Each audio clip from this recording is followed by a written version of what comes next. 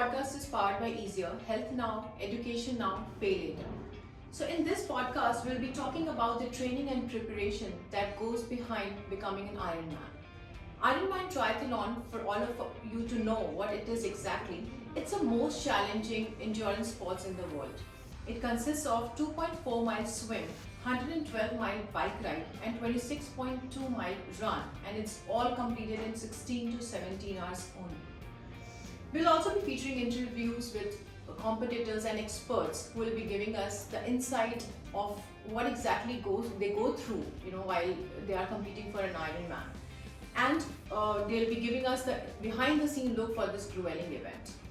So join us while we explore the world of Ironman triathlon. I'm the host, Ms. Subhadra Singh, and I have with me the speaker and our Ironman, the one and only Mr. Kapil Arora. So welcome, Kapil, and we have immense pride to have you here. So the first and the foremost thing that I would like to know from you is that every story has a beginning. There is a starting point. So I want to know, when did you start, competing in the triathlons and why? Thanks, Subhadra, and thanks for the introduction. Well, my story goes back 12 years back when one day I realized that it's enough, I should take care of my health because it was deteriorating. Okay. And then I thought I'd start running, and I started with running. So I did a half marathon in Mumbai. After that half marathon, I was kind of addicted to running, and then I migrated to the full marathon next year. Okay. So I did 6 or 7 full marathons, and I said, now what next? Then somebody told me there is an ultra marathon happening, which means you do more than double the distance of marathon. Okay. So marathon is 42.2 kilometers, Correct. ultra marathon is 90 kilometers.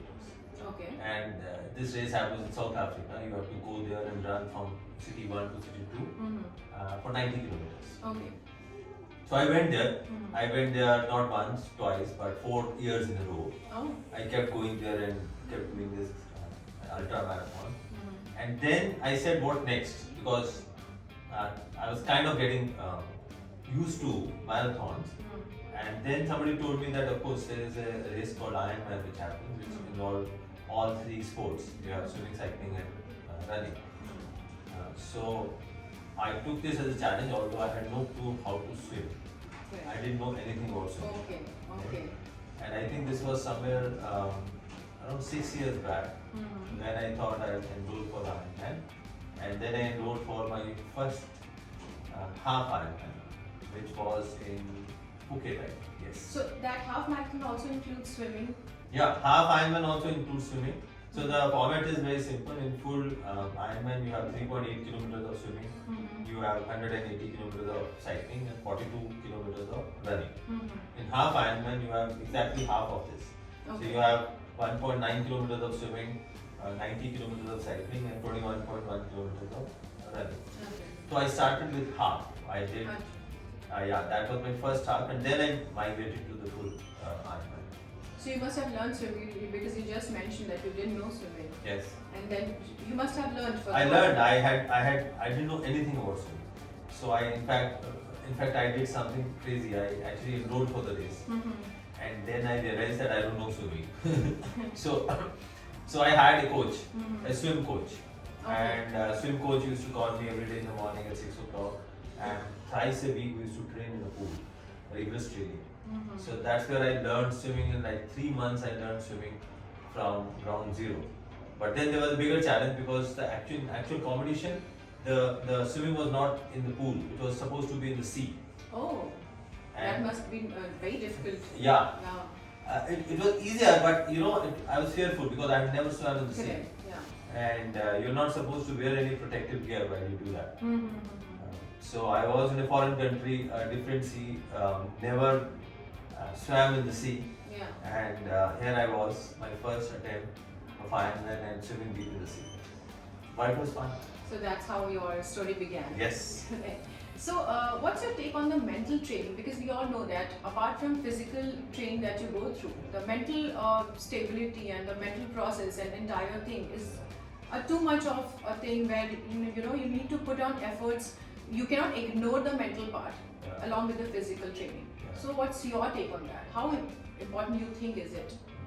Absolutely right. See, you need to understand that all these endurance sports, they require a lot of your time, your effort, it costs a lot. So you need to be very clear that why are you doing it? Are you very passionate about the sport? That's why you're doing it, or you're only doing it because somebody in your office or in your friends group did, and you wanted to show them that look, I can also do it. So your goal need to be very clear. If your goal is that you want to be compete against yourself, if you want to point all these sports are like competing against yourself, you want to make yourself better. If that is the goal, that's a great goal to have. Okay, and then you start preparing for it. But you have to prepare yourself mentally, because you have to tell yourself, look, your life is going to change. Correct. You cannot go out for late night parties now.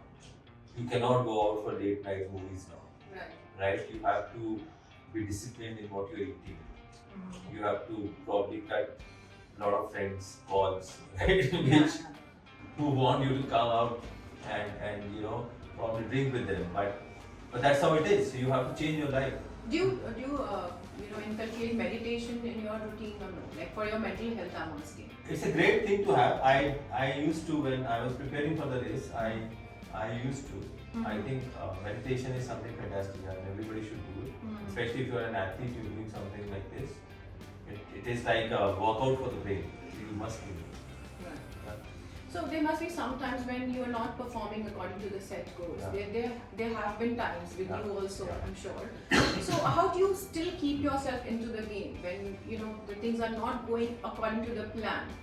So there has to be a motivating factor that even if I'm not performing, I have to be in the game. I have to focus on the process. So how do you deal with that? I think you have to look ahead at the bigger picture.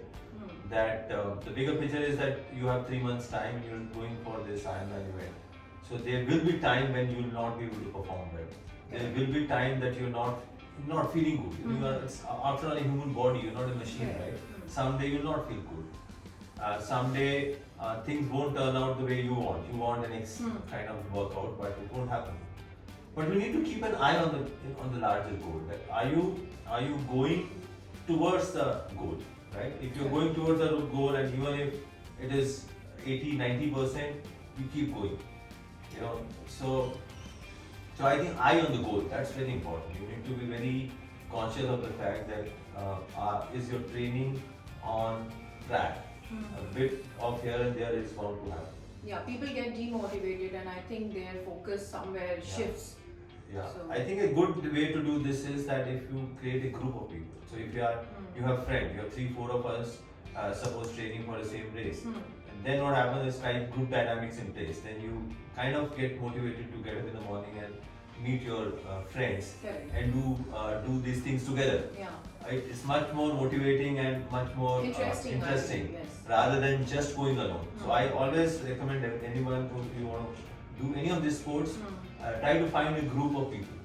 Right. You'll always find your life better. Correct. At least you'll have somebody to chat around after you're done with the hard days training. And it's a pushing factor, I believe. When you have a group of people, even if you're not in the zone of going out and working out and whatever the training part, then if there is a motivating factor and the pushing factor with you, I think you absolutely. go ahead. It works. Correct. So is there any additional sports that you believe can be a supporting factor while you are training for triathlons? See, triathlon itself is extremely demanding because you have to do 3 sports.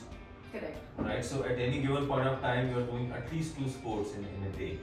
And in good days, during your training, Sunday training, Sunday long runs, you are doing a lot of times we are doing 3 sports at a time. Right. So I think there's no time left for anything else to do because that itself is too demanding. Yes. But having said that, you can always do things like yoga. You can always do things like meditation because your body needs that flexibility. Right? Your body needs that calmness also. After doing so much of rigorous workout, you need to be focused. You need to be calmer in your head, so that you don't get caught up by things not going on track. So I recommend yoga and meditation. Add these 2 to your schedule. That will be helping.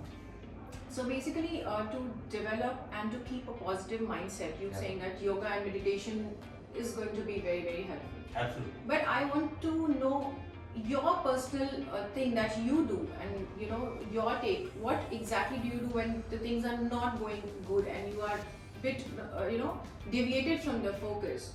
The over pressure, maybe the training part.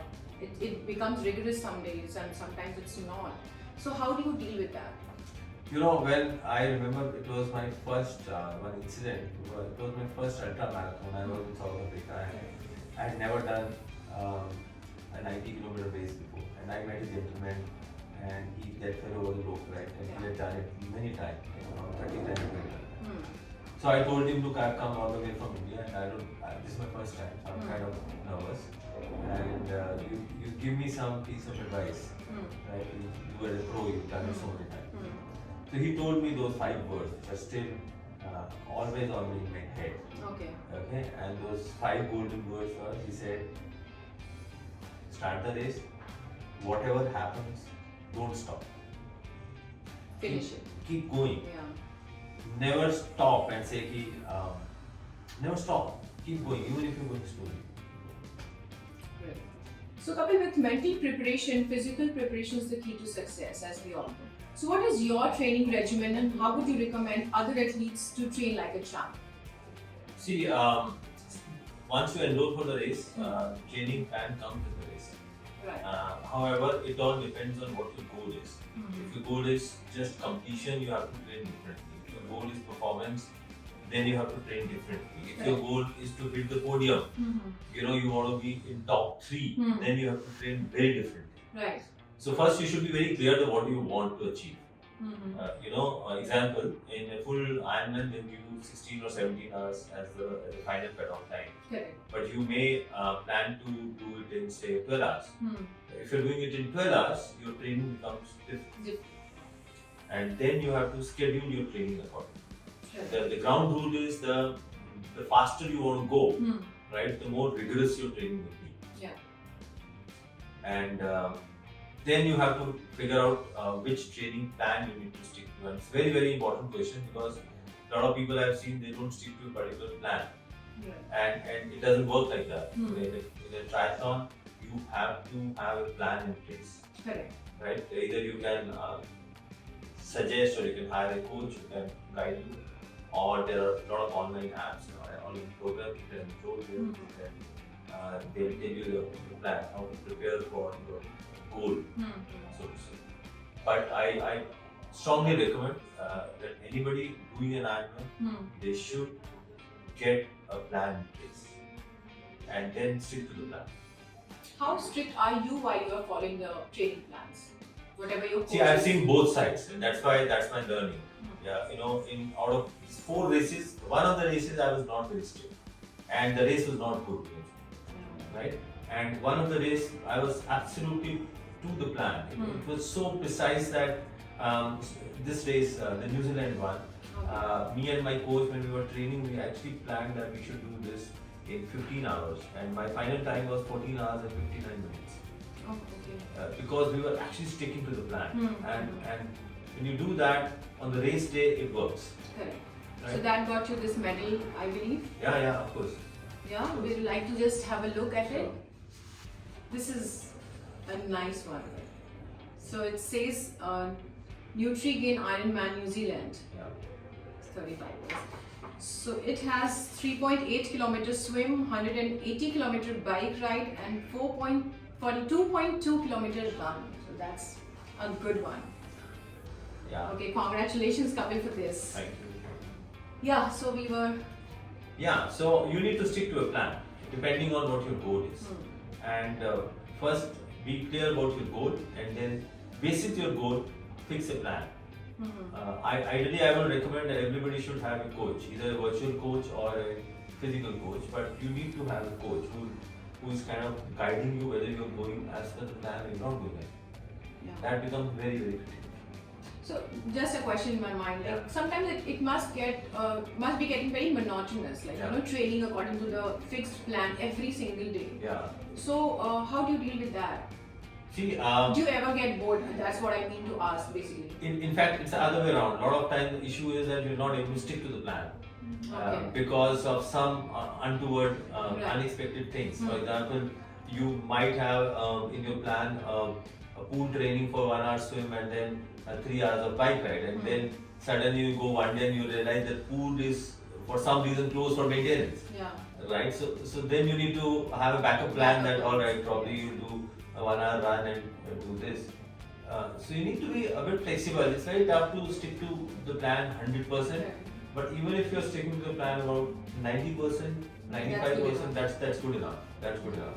But if you don't have a plan and if you just want to do it because everybody else is doing it, that day is going to be a miserable day. Yeah, I don't think that's going to be fruitful the way Yeah. you want it to be. Precisely. Yeah. See, you have to train like an athlete. You know, all the international athletes when they train, they have the goal and the time in mind, and then you have to put effort. Correct. Yeah. So just wanted to know, like cardio exercise is only the part of the battle. Yeah, Right? yeah. It's considered as a part of it, definitely.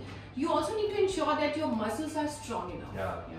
So would you say that the strength training is more crucial than the cardio training, or equally? See, strength training is equally important, extremely important, because that will ensure the muscles are strong and you don't get, because your muscles are anyways going through a lot of stress during your trainings. Trainings are long hours, right? For example, if you're cycling for 100, 120 kilometers, Yes. probably 3-4 hours you're cycling.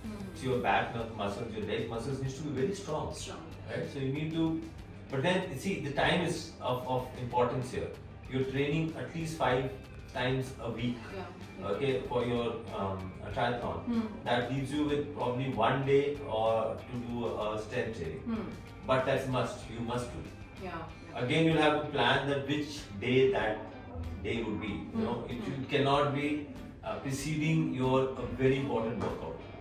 Because today if I've done a very rigorous strength training and tomorrow is a long workout, okay, I might not be able to sustain Yeah, that the long. body won't allow. Won't Yes. allow. Yes. So that's what I'm saying. There's a lot of planning which goes. Strength training becomes very important. Of course, your cycling, swimming, running becomes important. Other important aspect of triathlon training is that you have to do 2 or 3 sports at a time. A lot of time there's a training because the jargon is called bricks. Okay. And so what happens is you do 2 things at a time. You first swim and then run, or you run and then cycle. So you're doing 2 sports in one go. So that trains you for a different level, because then different muscles are getting used. Correct. For example, when you're running, more of your lower body is getting used, right? But when you're cycling, your body is at rest. Your upper body is actually not moving. You're just holding the bar, right? So only legs are moving. But when you're running, your hands are also moving. Your entire body is moving. Right. When you're swimming, your entire body is moving. But when you're swimming, your hands are moving more, your legs are moving more, and you have to focus on your core. Correct. But when you're cycling, only your legs are moving.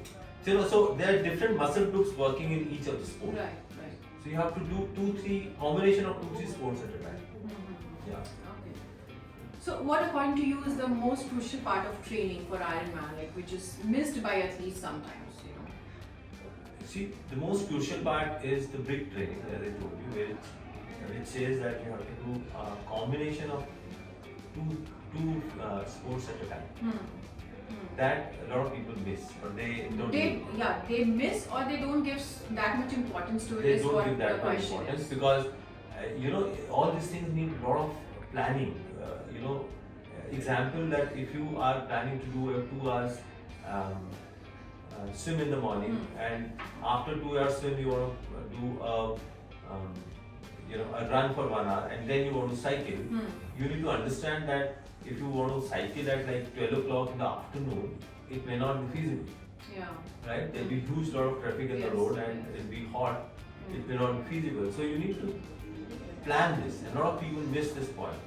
And the whole game in triathlon is that you don't do individual sports, you have to do multiple sports.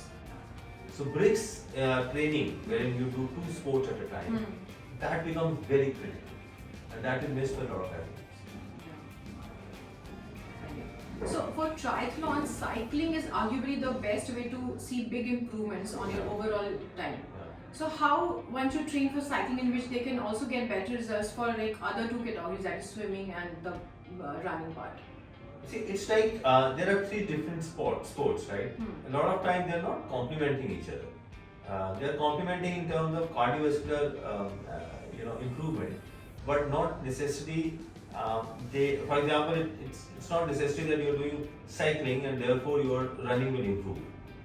Actually, there's no connection. So there's a different purpose for all the three Exactly, sets. it's a different sport. Correct. If you're doing good cycling, your swimming will improve. That won't happen. Yeah. Swimming is a different sport. Cycling is a different sport. Running is a different sport. So there are three different sports. What you should do eventually is that, like you rightly said, cycling becomes the most critical aspect because you're supposed to cycle for long hours. Yeah. So you need to measure your cycling statistics very correctly, right? Yeah. That what is the kind of intensity you are doing when you're cycling. Is it more intense cycling? Is it a time trial or you're doing only long? Again, there are a lot of apps, there are a lot of trainers which are available, and within those apps you can actually download the same course. Right. I'll just take a minute to explain, which is Sure. very important. See, in cycling, every course is a different course. Okay. Now, sitting here, we don't know how is New Zealand's course. You know, it might so happen that they have made the course which is very hilly. Yeah. But we are in Mumbai. You know, there are no hills here. We will not be able to be prepared for that hill training. Correct. So then what happens? There are a lot of apps and there are trainers where you mount your cycle on the trainer and you download that app and you download that training course on the app. Okay. Okay, exact same training course which will have the same kind of elevations, Oh. right, and same distance. So then when you're training, you are actually training precisely on the same level which you will actually train on the race day. Oh, okay. You're sitting in Mumbai, you're training for New Zealand, but you're training on the same course, right? If you've done this 6-7 times, right, and then you go and hit the main course, that day you'll find life easier Right. because you've done it 5-6 Done it times. times, yes. But if you're just going there and exploring, this is totally new New terrain, thing, yes. and I've never prepared for this. It's going to be tough that day. So that's what I'm saying. There's a lot of preparation which goes in planning this. The Yeah. more mindful you are to all this, the planning part of it, the better athlete you'll make. Okay, and the race will be better. Right. So just now we mentioned that you are sitting in Mumbai, but you're Yeah. training for the New Zealand, Yeah. the way their course is. Yes. So the next question is related somewhere. Like, would you consider it as important to train in an environment that parallels the actual race condition as closely as possible? Just now you mentioned. Absolutely, Yes. absolutely. But see, it needs to be feasible. Because as I told you, if you're going for a full Ironman, it is not happening in India. So you have to go to foreign countries. Correct. And it's not easy to replicate the same kind of environment sitting here. Right. Right? You can try, but it is tough. But you must, as long as possible, as much as possible. For example, if say you are going to some place like Lankavi to do a full Ironman, then probably I would suggest you go to Lankavi is a beach place. It's a by the sea place. A lot of humidity there, and it's hot. So then probably you should go to Goa and train in Goa, because then you Somewhat similar yes, environment, that day won't be a shocker for you. Right. And be kind of prepared. So as much as possible you should do. That brings to a very important question, that when you are actually selecting your Ironman, see, there are a lot of races happening across the globe. Yeah. Almost every month there are 3 or 4 Ironmans happening. Then you must be aware of the fact that which race you are doing and are you able to replicate the conditions here. Right? Races are happening in Iceland and in Finland also, some very. But can you replicate the environment which you find in Finland, in Mumbai? Answer is no.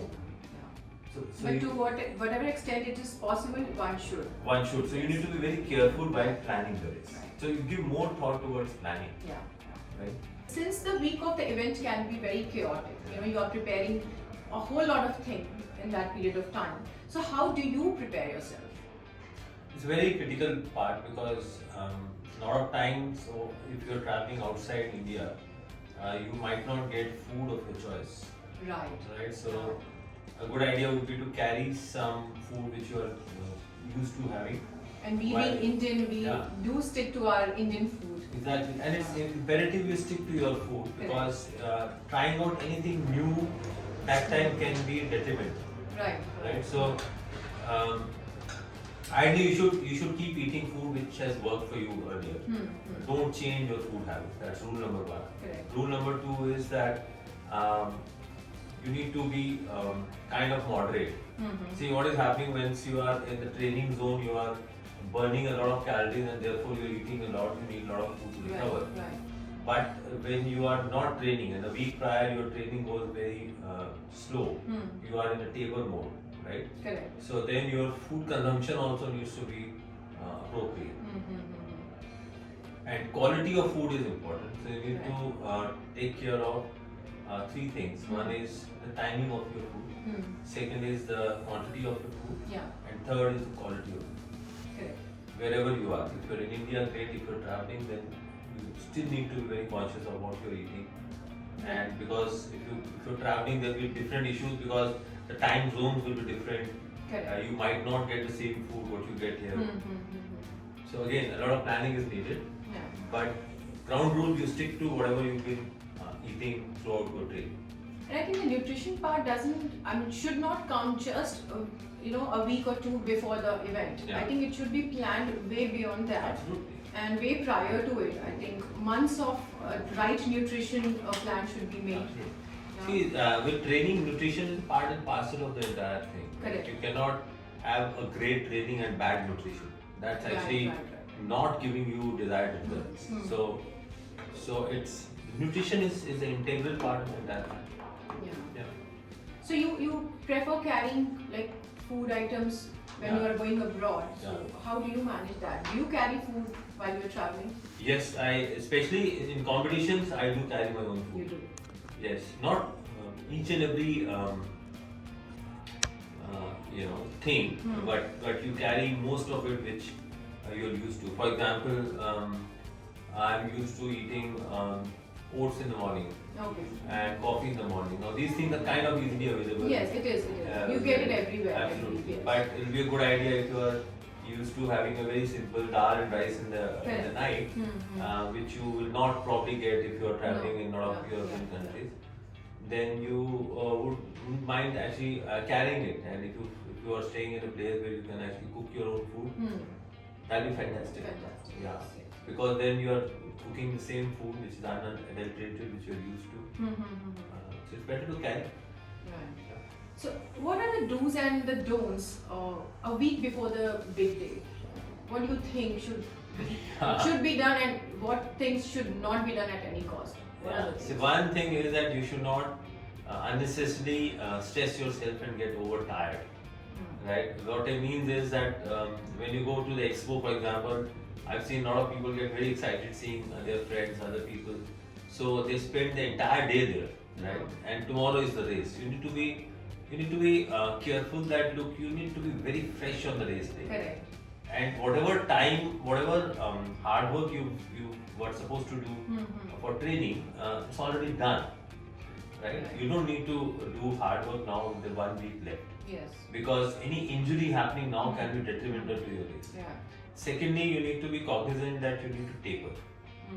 What I mean is that you need to slow down your training plan. Your training would have gone to a peak. Now in the last 5, 10, 15 days, the training will go very slow and taper down to a very, very, very minimum level. Idea is to actually cool down your body, and make your body more at rest, so that when the day comes, it will perform at its peak performance. So basically, you should focus on majorly calming yourself down mentally and physically. Yes, and be more careful about you very rightly asked the first question that be careful about the mental part of it. Correct. And read about good people, read about people who've done it in the past. Read more motivational stuff, about athletes, about a lot of people who inspire you. Keep your mind more positive, and yes, fresh. Yes. Don't see the news. Yeah. So, what is your favorite go-to week dry diet prior to the Ironman race, and what food would you recommend the triathletes to consume 3 hours prior to the race and post-race? See, as I told you, the ground rule is that you don't change your diet. Only because it is last week, you don't change. Your diet remains the same. But is there any, you can say, power diet that just gives Ideally, you should not, because again, stick to as natural as you can be. That's what I believe. I don't believe in much of supplements. I don't take much of supplements, right? So be as natural. For example, you need more carbs, more protein, more iron, rather than having pills which will give you more iron and more protein and more vitamins. Have natural sources of food, right? You can have a lot of spinach, for example. You can have a lot of beetroot, for example. You can have sweet potatoes. You can have healthy carbs instead so of. Do we get the adequate amount of protein and the whatever you're saying, the nutrition through food items and vegetables and fruits, and not on the pills? So do they give adequate amount of nutrition to your body? I personally feel that it's too high. See, unless and until we are trying it, we are actually competing at a level which is like Olympics, right? Right. When we are competing against the best in the world. Correct. The situation is different. Yeah. Then your life depends on it. Your country's hopes depend on it, right? Yeah. Then of course you need to be very, very minute and strict in what you're eating when you're not eating. But in these kind of events, I understand that we as athletes now we need to go longer, right? It's not our 2 or 3 years of our career which we have to perform. Our whole idea is to be fitter for longer time. Therefore, we should not, beyond a point, get addicted our body with more of supplements. The more natural it is, the better it is. Correct. And I've seen people. There are a lot of myths that a lot of people say that okay, you don't eat non-veg, so where will you get protein and all. I think that's all crap. That's what we all have heard about. That's all bullshit because I know athletes, right? I know athletes who are fantastic athletes here in Bombay, a lot of friends of mine. They're all vegans, right? They're all vegetarians. Yeah, the vegan trend is nowadays everywhere. Even though not vegan, but they're all normal vegetarian people, right? And the performance is superlative. So do you support this vegan concept entirely? I tried being vegan, honestly it didn't work with me. One thing, because I find it very hard to avoid, was the milk part. Yeah. Right? Of course, I avoided meat, I avoided, basically you don't eat anything which is produced by animals, right? So you don't eat meat, you don't eat dairy. Avoiding meat was perfectly fine with me, but avoiding dairy was extremely tough because I find somewhere our food habits as Indians, dairy has somewhere been a very integral part of our culture, right? Suddenly, if you cut it, it becomes very tough, and I think our body is used to that thing. So and you can follow that for a very small period of time, but for a longer run, if you see, you cannot stick to that diet plan, which your body is not used to. And if your whole objective is to enhance your performance, and therefore you're becoming vegan, there is still a doubt whether is that the right way or not. You don't know. Maybe you might become vegan and still not perform. So I think it depends on. I personally advise that people should go to a personal nutritionist if that is the right way of doing it. If you're very serious about it, because then the nutritionist will actually check your stats, and then she'll recommend you what. According to your body type. Exactly. That'll be a proper way of doing it. So, what do's and don'ts of gear would you recommend to the amateur athlete preparing for an Ironman game? It's a great question. See, a lot of time people try to save money on not buying good quality gear. Yes. Because look, gear in India is expensive because nobody is making it here. 99% of this gear we have to import. And when you import stuff, of course, it is becomes expensive. costly. Yes. But I think if you are investing lakhs of rupees in actually doing an Ironman, then investing a few thousand rupees in getting the proper gear is very important. Right. Don't try to cut costs there, right? Because saving that 1,000-2,000 bucks for a low quality gear can be actually detrimental to your race. You need to be absolutely in perfect shape, in perfect gear on the race. And And not only on the race day, you have to train with the same gear, right? So gear plays an important part while training for a triathlon, Yes. along with your mental and the physical aspect. Absolutely, gear is extremely important. You should be very careful of what gear, the fitting has to be right, Correct. the quality has to be perfect, and then you should be used to doing your trainings with that gear. Okay. No, nothing new to be worn on the race day. As we discussed in the previous episode, that Yeah. the environment and the gear and everything should be as much closer to the major event, the main event. Yeah. Yeah. So And you should be used to. It's not, you never wear a new clothes, new pair of socks, a new pair of shorts on the race day. Right. You should never do that. If you're not used to it, Exactly. yeah. Because this clothes, this material can actually, irritate your skin. Correct. It may not be used to your skin, right? Mhm. So you don't want to take chances. So better is to invest in a quality gear much prior to the race and train with those Train with quality those layers. gear, Yeah. so that the race day, on the race day it becomes very natural to your body to wear those clothes and Yeah. do your workout. Yeah. So is thirst a good predictor of an athlete fluid need, and why should athlete consume water as a part of their nutrition plan? Though we know that water is a very important thing for your body, Yeah. but still, like, what do you have to say on this? See, my coach told me years back when I started running. He said a lot of people they feel pride saying that I don't want to drink water and I don't want to run, but that's not how the game is. If you see the pro athletes also, people who are running in Olympics, marathons, okay, they are also having water every 20-25 minutes. Okay, and they are running at a speed which is extraordinarily high, say inhuman kind of speeds, because their body needs fuel. So basically, it's like putting fuel in your body. Hydration is power. But I think there's a concept of overhydration as well. Yeah, overhydration can be detrimental, Yeah. but hydration is important. So how do you decide that? Like, the limit, like this much water consumption is okay for your body while you're training. Yeah. And if you go beyond this, it will be overhydrated. Yeah, so in fact, I mentioned this, there's a chapter in my book. I have mentioned entire chapter is dedicated towards hydration. So there are a few rules for this. One is while you are running or training whenever, your mouth should not get dry. If it is getting dry, Yes, it's that when you're means- dehydrated. No, that means you are very late. Okay. So that situation should not come. That you feel that your mouth is dry and then you're looking for water. Then you're too late for that, right?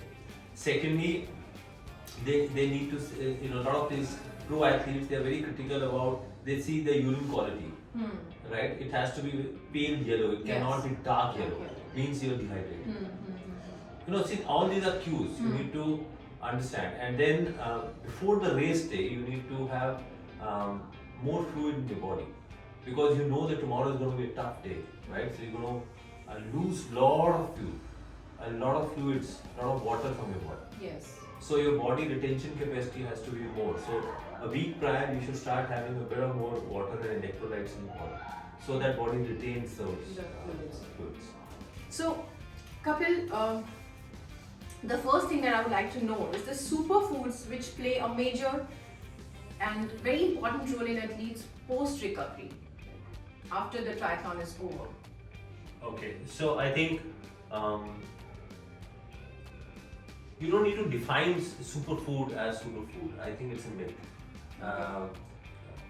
Nutrition is available in our normal food, which is if you make it wholesome.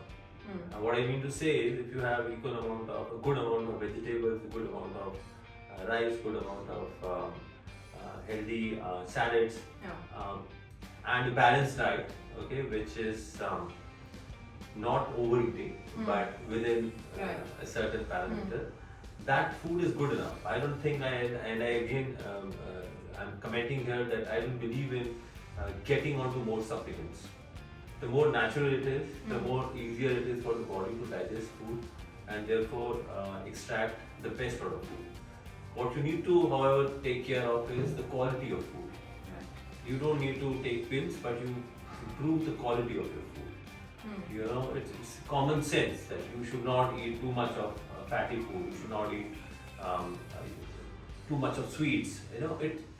It's very common sense. So if you are within limits and you're not eating too many of these fatty So foods. basically it should be balanced. It should be balanced, normal Indian diet. That's good enough. That's good enough. That's good enough, but good quality. Good quality. Focus on the quality, timing, and the quantity of food. That is what you need. And a lot of rest. Post your big race. Don't start training immediately. You need at least 2 weeks or 3 weeks rest for the body to fully recover from that stress. Then you start training very, very gradually, very slowly. Right. As coming to that only, so once the race is completed, the body of the athlete is totally exhausted. Exactly. So there occur several common injuries such as muscle soreness, knee pain, etc. So how should an athlete deal with those injuries? See, here I would point that a lot of people make this mistake. After their race is over, they immediately get, they're so happy about the entire episode that they cannot control, but they want to enroll for the next race, right? And they want to do it very quickly because they want to have that rush, that entire experience very fast. Right. And what happens if you enroll for the next race, say 2 months down the line, then you have very short time to again start training. Then you are again in the training mode. Right. So what ideally you should do is, after a good race, give your body some rest, some time. I think it will be excellent to do an easy workout. So for example, you can do an easy swim, you can do a lot of yoga, flexibility is needed at that point of time. Your immunity is lower because you trained so much. So you need to eat healthy food, sleep well, because you've been deprived of your good sleep for so many months because you've been in the training mode. And if possible, get a good massage.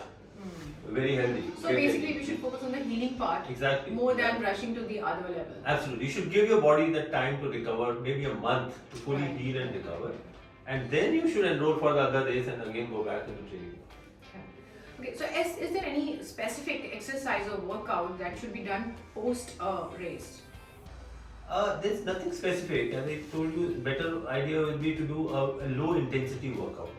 For example, you can do the same swimming, but this time don't go so long. You don't need to be so tense or so intense. You can do running, but you don't need to run for 40 kilometers. You can run a easy 5 or 10k in the morning just to keep yourself easy. So whole idea is to reduce the intensity. Reduce the mileage, volume and intensity, and take more rest. Okay. So how long an athlete should get back to their running schedule after the race is over? See, they can get back, but on a very easy level. For example, after say you've done an Ironman triathlon, you don't need to again get back the very next day. Don't go and start running again. Maybe after a couple of days when you feel that you are. I think the body tells. But take it easy. You've just done a big race, so you can start by doing an easy 3 or 5k jog, and then if you're feeling good, maybe after 2-3 days, do another easy half an hour, 20 minutes jog. So idea is to reduce the intensity. Let body recover. You don't need to completely stop your regime or stop your routine. Go in the same routine, but lesser hours, lesser intensity, taking it very easy. Because you have nothing to. Don't be in that competitive mode. Be in that. You need to change gears, right? You need to mentally change your gears and look. You are not in the competition mode. You are in a relaxing mode. So relax. So as much as rest and exercise post race is necessary, staying hydrated after the race is equally important. So what is your take on that? As we have earlier also we discussed that hydration is a major part of the entire race and the triathlon. So what do you have to say on that? So hydration is important. And as I told you, post recovery, what happens? Your immunity levels are very low at that point of time. Your body is kind of tired, and a lot of systems in your body are not functioning as well because your focus of your entire body is to supply oxygen and power to those muscles. So good hydration, good food, good sleep becomes extremely critical, and less stress. So for an athlete to fully recover, all these things should be a part of the plan. Great. So just wanted to, it's like a question that's coming in my head. Few times the athletes do something which is not appropriate that we discussed earlier as well, and they miss on something. It's not that they are doing it wrong, but they are missing on something or the other. But as far as I know, you published a book. So what it is exactly and what does it say? See, this thought came into my mind that I've been running for the last 10, 12, 13 years. And during the course of my journey, I had made a lot of mistakes in my life, right? A lot of silly mistakes. For example, and people still do that. Amateurs especially. No, I'm not talking about professionals. They are at a different level, they have guidance. But 90% of the people who do marathons, half marathons, they're all amateurs. So they do a lot of silly mistakes. For example, in a marathon, you should not, it's a common rule that you should not start fast in a marathon. But a lot of people commit the same mistake again and again. And then they suffer. Because they feel that the moment it starts, they just... I think that's the excitement part. That's the excitement part, and then they realize, oh, it's only 5 kilometers and they're feeling tired. But they don't realize that, look, there's 37 more to go. Correct. So you don't need to rush now, you know, and you should not look at other people that, acha, if everybody is running fast, you should need to catch them. You need to maintain your own pace, stick to your own plan. So I identified these mistakes, and there were a lot of them, right? Yes, I'm sure. And then I said, let me create a book out of it, because when I was trying to find answers to these questions, I was not getting credible answers. So that's where I wrote the book, which is called 21.1 Running Mistakes and How to Correct. I think you have the book. Yes, I have the book. So this is the book. It's called 21.1 Running Mistakes and How to Fix Them for Peak Performance. I think everyone who is, even if it's not an athlete, amateur or a trained athlete, should read this book once and go through all the points that he has mentioned. I'm sure that's going to benefit you a long way. I'll just take a minute here. So how I've crafted the book is that, of course, there are 21 chapters. Each chapter defines one mistake and the correction part. But there are interviews of doctors here. Oh, okay. So I interviewed around 7 doctors who are in the profession. I interviewed doctors, I interviewed physios who daily encounter runners who have injuries. Yes. And then I asked them that what is the common reason of those injuries. Then I also interviewed some 13 people who are great runners, but they always have some or the other bad experience. And what are the learnings from them? Look, they say that you cannot live long enough to commit all the mistakes and learn by yourself. Correct. So it's better to learn from somebody else's mistake.